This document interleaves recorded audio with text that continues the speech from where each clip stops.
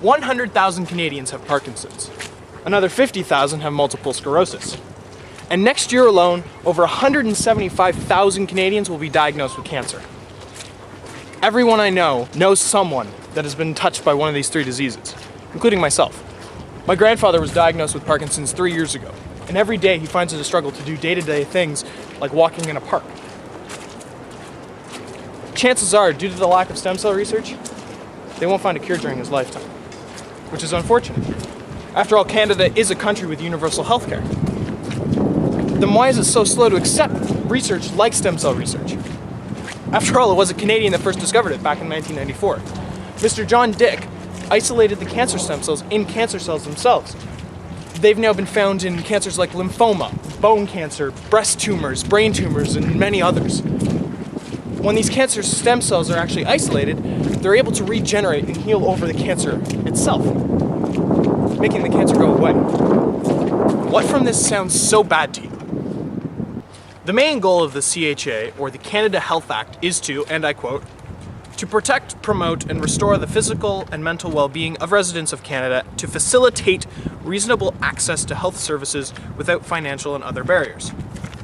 This sounds like a viable option for Canadians who wish to cure themselves from life-threatening diseases, especially when there's an option for a single kind of stem cell to cure all types of cancers.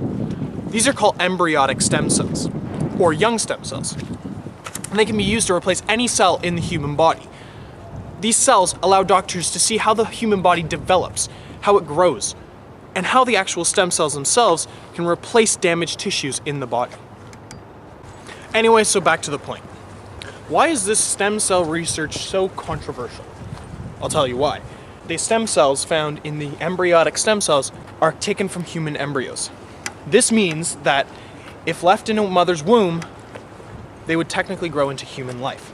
However, at this point in their development, they are only 15 days old. This means they are literally just cells, and just that, cells, multiplying and dividing to create more cells.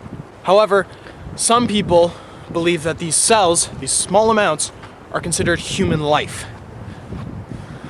And so all over the world, this research has been banned, or is at least highly controversial.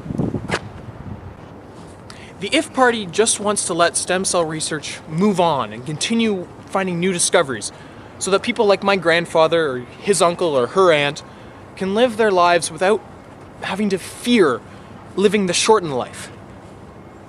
Every single person on this earth deserves to live their life to the fullest. So I think the answer here is quite clear. Let stem cell research move forward. Let it continue on. What if Canada was the healthiest nation?